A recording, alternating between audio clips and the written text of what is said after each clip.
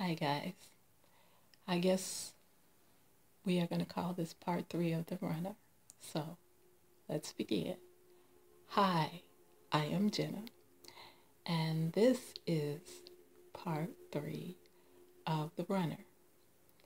Because now that I have explained how love works, we can talk more and go deeper. We've gotten to the root of the subject now.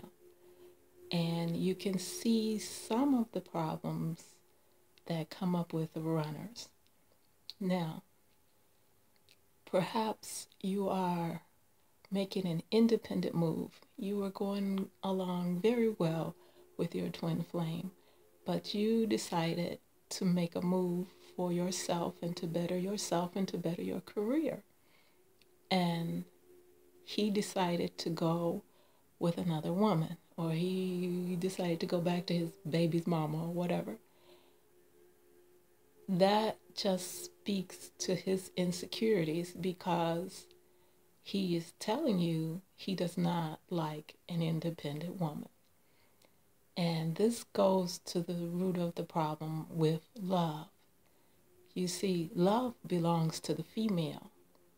We are the ones who really know what love is. Men have adapted this to suit them and to suit their purpose. And basically, their love deals with the mind because the mind is theirs, but the mind is ego control. Mind is basically ego, and you have to get it back under control. And so that's why their love does not always work out for us. Unless this man is a highly evolved soul and he has really worked on his feminine side, as we say, this is not going to work out very well for the female. Because, of course, they made the system and all the cards are stacked in their favor. And their love is based on outer things. And, of course, everything is geared so that the female serves their purpose. The females are all trained starting from birth, basically, when they give us dolls, when we start out with fairy tales and cartoons and wedding dresses to play with and all these things that they give us. They are romanticizing love to suit their purpose because, as I said, it is sorry guys, it is the desire to create what is good. And so this involves procreation. So men want progeny, they want children, and they want the children to be theirs genetically. Now, there used to be no way to prove if a child was theirs or not. And so now we have DNA testing to prove this is their child.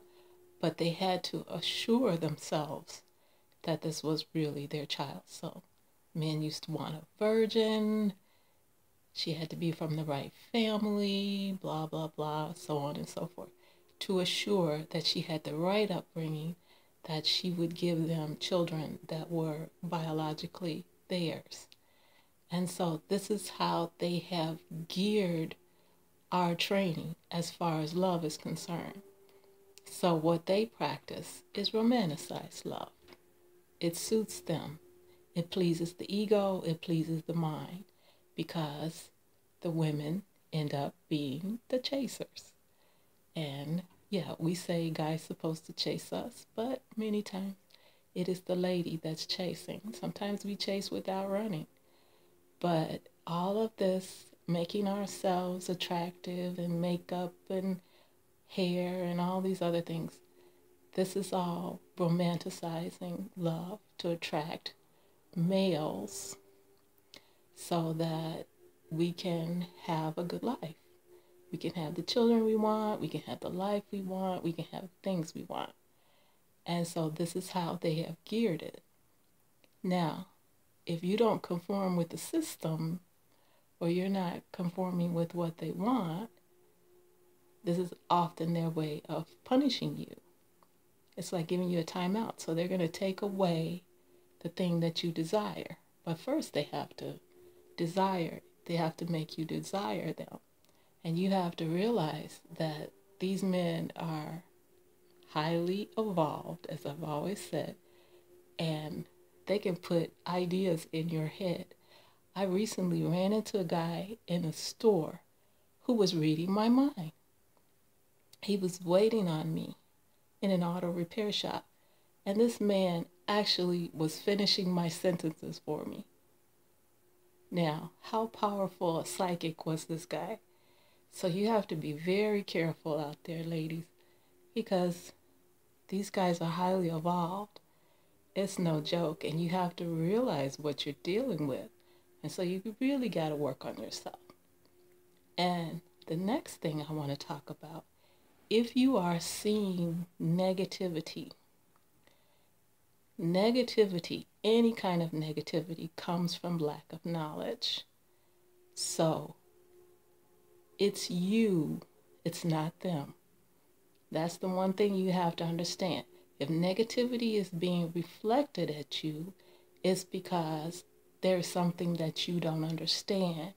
And it's you. It's basically your subconscious mind trying to draw your attention to what you lack spiritually. And so that may sound a little too complicated, but hold on. As I was saying, it is negativity. When we see negativity reflected back at us through other people, especially through our twin flame, it is our own subconscious mind trying to draw our attention to something that we need to correct. And any kind of negative action comes from lack of knowledge. It comes from not understanding. And so compassion is understanding their lack of understanding. And so you have to realize when negative things are being reflected back at you, it is you, it's not them.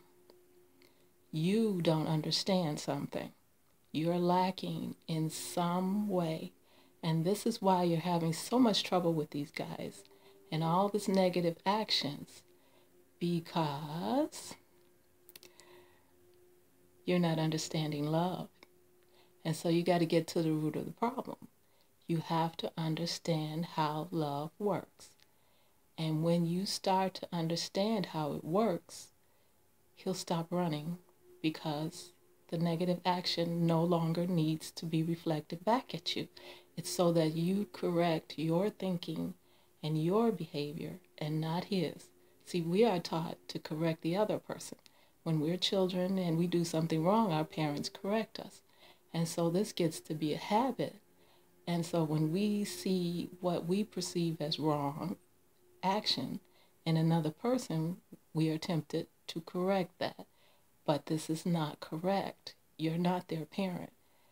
They are a reflection of you, and you correct yourself, and the behavior will disappear.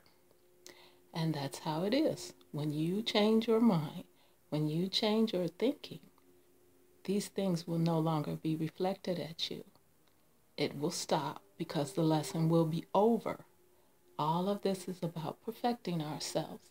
And so, as I'm saying, not becoming perfect, becoming the best you that you can be. You are, your subconscious, your soul, your inner man is correcting itself. And that's all that it is. Until next time, guys.